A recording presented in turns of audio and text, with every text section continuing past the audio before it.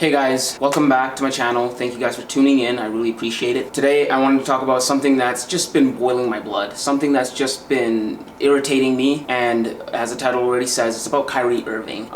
Kyrie's been up to his shenanigans lately, so we'll get into that and we'll start talking about it. But before we get into that, I wanted to make sure that you guys like, subscribe, and comment. Make sure to smash that like button. Beat it up like it owes you money, bro. But aside from that, let's get into it.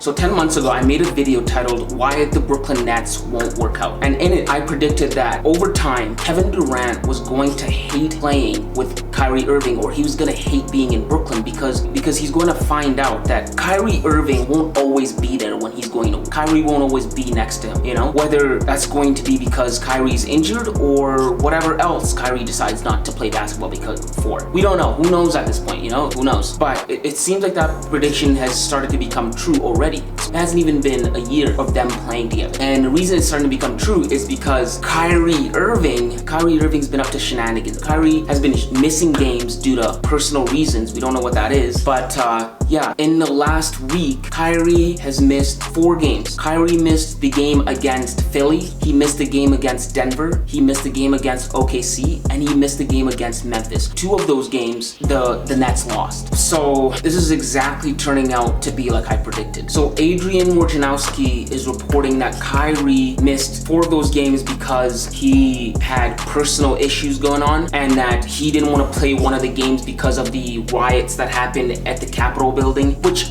is just dumb. Because you know why? Because you're an adult, Kyrie, right? A lot of people were offended and didn't like what happened at the Capitol. But you know what they did do? They went to work. You know why? Because they're grown people. They're adults. That's what they do. So that's not an excuse. You don't get a special treatment, right, from everybody else. Guess who went to work this Sunday? Guess who went to work this Sunday? Russell Wilson went to work this Sunday when he played. Baker Mayfield went to work this week when he played. LeBron played this week. So you're not special because you play a sport, because you're an athlete. You're still a grown-up with a job to do. Go to work. Another reason he missed the games was because he was spotted out in his home state of New Jersey partying with his sister for her 30th birthday party, which is very insensitive, by the way, for a number of reasons. One of those reasons being obviously the global pandemic that's sweeping the world and killing, you know, hundreds of thousands of people. So you would think that someone as smart as Kyrie and as old as Kyrie would, you know, realize, hey, you know what?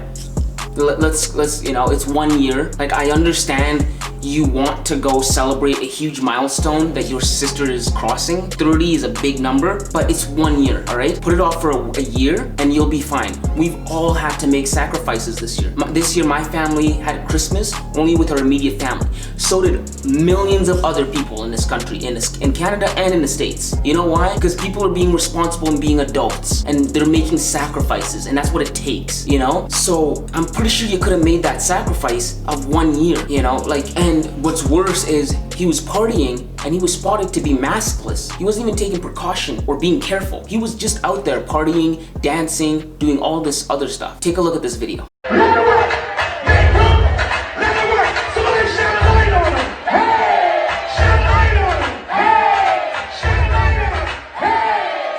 So as you can see, he's dancing, doing all that, and we don't know how many people there were. And so because of that, the NBA is launching an investigation into him to see if he violated protocols, of which he did. They just gotta make it official. But because of that investigation, that ongoing investigation, he's gonna miss the next 2 games against Orlando and New York. That's gonna tally up to 6 games that he had missed. And then if the NBA does find that he violated protocols, because they have very strict protocols right now because of the whole pandemic, they're gonna suspend him, obviously, and he's gonna have to quarantine for a while, missing another possible week. So he's gonna miss more. He's probably gonna miss close to 9-10 games because of this whole thing. That's 62 games out of 72 games.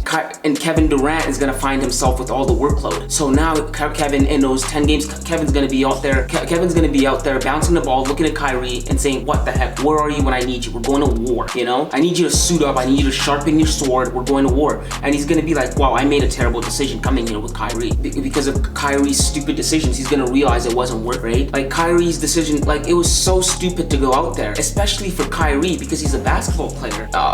Like, what if you had gone out there and you caught something and then you come back and then you give it to your teammates, and then your teammates give it to other players, and now the NBA has to deal with the breakout of the virus amongst their players, and they have to deal with that. And not only that, the NBA has already been postponing games lately. They've been postponing games left, right, and center, and now they have to postpone more games, not only the Brooklyn Nets games, but every other game, you know? And this whole thing is because of you. Like, are you thinking before you do stuff? Like, come on, bro. Like, Kyrie, you're like, what, 26, 27, 28, around there? Like, come on, bro. Like, you're smarter than that. You're a smart dude. Like, it doesn't work like that. Just really shows how selfish you are. Like, that's very selfish. I understand you want to do this for your sister, but man, there's more to it, you know? You have to understand, like, Kyrie, you are a great talent. You're a great basketball talent. Tremendous. One of the best I've seen in my life. Your handles, your finish, your shooting, your ability to create your own shots, your ability to make tough shots when it counts, amazing.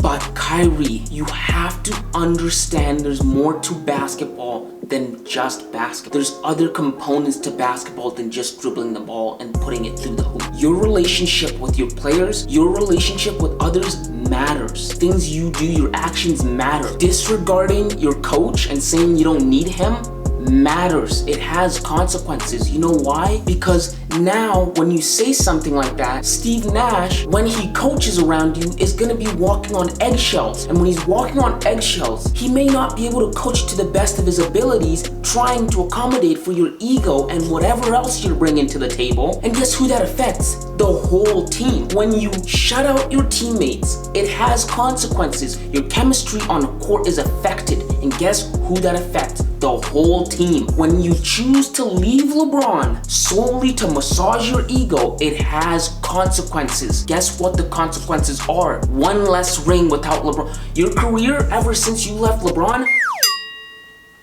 I don't know what to tell this. I don't know what it is about this guy. If you don't want to play basketball, just say that and keep it moving and get out and move. Go do something else with your life. But don't make it a headache for everybody else. You're such a headache, Kyrie. Like,